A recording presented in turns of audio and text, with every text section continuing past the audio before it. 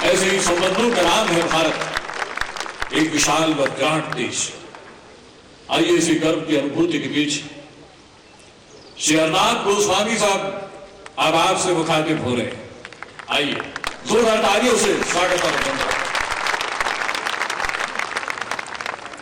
मेरी हिंदी इतनी अच्छी नहीं है, कोशिश करूंगा। Can I speak in English? Thank you. I'll try and do some translation. 1995 में मैं जर्नलिस्ट बना था और 2000 तक 5 साल हो चुके थे, मैं रिपोर्टर था दिल्ली में। मैं इस प्रोफेशन से निकल जाना चाहता था और 2004 तक किसी तरह से I continue to be a journalist. In 2005 and 2006 आप जहां जाते 2005 और 6 में आप कहते हैं कि मैं टेलीविजन का पत्रकार हूं, मैं टेलीविजन जर्नलिस्ट हूं, तो लोग हंसते थे। लोग कहते थे टेलीविजन में क्या न्यूज आती है, सब गड़बड़ न्यूज आती है, वो न्यूज नहीं होती, कोई सीरियसनेस नहीं है। हम तो अखबार पढ़ते हैं, हम टीवी को देखते हैं न्यूज के लिए नहीं, हम टीवी को देखते हैं एंटरटेनमेंट के लिए। इन अदर वर्ड्स पीपल से we watch TV news for entertainment, we don't watch it for news. Ladies and gentleman, a lot has changed since 2006 and 2007. बहुत कुछ बदल चुका है और मुझे लगा कि एक और मौका मिलना चाहिए जर्नलिज्म को इस देश में, मीडिया को इस देश में।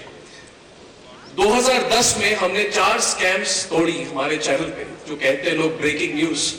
पहला था कॉमनवेल्थ गेम्स का स्कैम, अब ये सब तो मतलब इट हैज बिकम हिस्ट्री। दूसरा था 2G स्कैम, तीसरा एक स्कैम था देवास इसरो स्कैम, और चौथा एक स्कैम था, छोटा सा स्कैम था, वो मुंबई में था, उसको कहते थे आदर्श स्कैम। हमने उसके करार दिया कारगिल फॉर प्रॉफिट, यानी कि कारगिल के नाम को लेके लोग अपना निजी फायदा कर रहे थे। They were using the name of Kargil for personal profit. I believe the future of this country has changed because of the scams. जहां पे जाता हूं लोग, मुझे 2 तरह के मुझे रिस्पॉन्सेस मिलते हैं। कई राजनेता हैं, फारूक अब्दुल्ला जी बुरा मत मानिए, पॉलिटिशियंस हैं जो हमें कहते हैं कि आप इस देश को पीछे ले जा रहे हैं, आप ये सब स्कैम्स तोड़ के लोगों का जो हौसला है भारत में वो टूट रहा है, यानी कि people are losing their confidence in this country.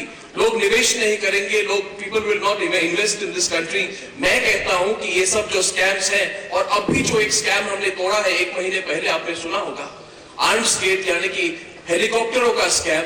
मुझे लगता है ये स्कैम्स जब हम आगे ले जाते हैं तो अकाउंटेबिलिटी बढ़ती है और ये देश पीछे नहीं, ये देश बहुत आगे बढ़ेगा।